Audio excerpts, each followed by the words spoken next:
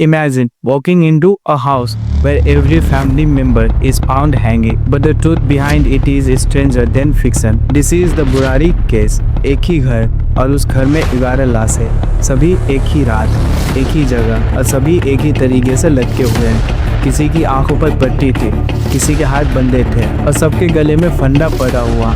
2018 का बुरारी केस ये सिर्फ एक क्राइम नहीं था, एक ऐसा रहस्य था जिसने पूरे इंडिया को हिला दिया।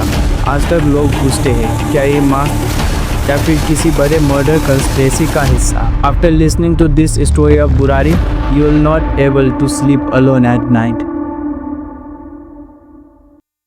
बुरारी नॉर्थ दिल्ली का एक साधारण रेसिडेंशियल एरिया। यहाँ एक 3 मंजिला मकान था, बिल्कुल आम दिखने वाला। नीचे जनरल स्टोर और ऊपर फैमिली का घर। एक मकान था भाटिया फैमिली का। फैमिली में कुल 11 लोग। 17 साल की मैट्रियार्क नारायणी देवी, उनके 3 बेटे भुवनेश, ललित और भुवनेश, उनकी पत्नियां और उनके बच्चे। आसपास के लोगों के लिए ये फैमिली बहुत रिस्पेक्टेबल थी। दुकान टाइम पर खुलती थी। सब रिलीजियस थे। पड़ोसियों से अच्छा व्यवहार। लोगों के लिए एक perfect middle class happy family का एग्जाम्पल थे। पर उनके घर के अंदर धीरे धीरे एक ऐसी दुनिया बन रही थी जो नॉर्मल नहीं था। जुलाई 1, 2018 की सुबह पड़ोसियों ने देखा कि दुकान बंद है। सुबह 6 बजे, फिर 7, फिर 8। दुकान कभी भी इतनी देर तक बंद नहीं रहती थी।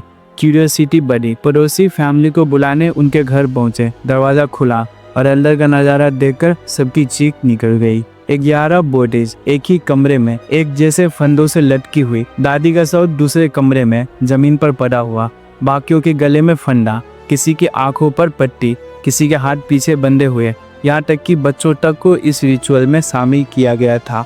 पूरा सीन इतना सरियल था कि लोगों को बेंधे लगा ये मर्डर है। पुलिस को तुरंत बुलाया गया। बुरारी का ओहर मीडिया, पुलिस और क्यूरियोसिटी से भरी भीड़ से भर गया। पुलिस ने सीन देखा, सब कुछ ऑर्गेनाइज्ड किया। कोई फोर्स्ड एंट्री नहीं, कोई टूट नहीं, कैश, ज्वेलरी सब इंटैक्ट। और फिर पुलिस को मिला 11 डायरीज का बंडल। इन डायरीज में स्टेप बाय स्टेप इंस्ट्रक्शंस लिखे हुए थे। लिखा था आइज बंद करके रिचुअल करो, डरना मत, बाबा तुम्हें बचाएंगे, कल सुबह सब नॉर्मल होगा। नोट नहीं था, एक किसी तरह का स्पिरिचुअल मैनुअल लग रहा था। अब फोकस आया फैमिली के यंगेस्ट सन ललित भाटिया पर।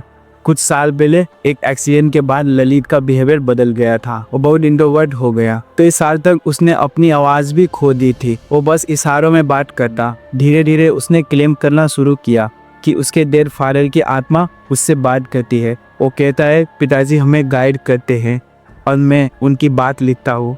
और वही से शुरू हुई वो डायरी राइटिंग। 11 साल तक कंटिन्यूअस रोज इंस्ट्रक्शन लिखे गए। कब पूजा करनी है, कौन सा फास्टिंग करना है, किस तरह रिचुअल्स परफॉर्म करने हैं और आखिर में फाइनल साल्वेशन रिचुअल। शौक ये था कि पूरे परिवार ने ललित की बातों को ब्लाइंड ही फॉलो किया। कोई सवाल नहीं, कोई डाउट नहीं। डायरीज के हर पेज पर डिटेल इंस्ट्रक्शंस थे। फाइनल रिचुअल के लिए लिखा था 11 लोग एक साथ होंगे, गले में फंदा डालना, आंखों पर पट्टी बांधनी है, हाथ पीछे बांधने हैं और ये सब करते वक्त डरना मत, बाबा हमें बचाएंगे। इतना ही नहीं, घर की दीवार पर 11 पाइप निकले हुए थे, कुछ ऊपर की ओर, कुछ नीचे की ओर।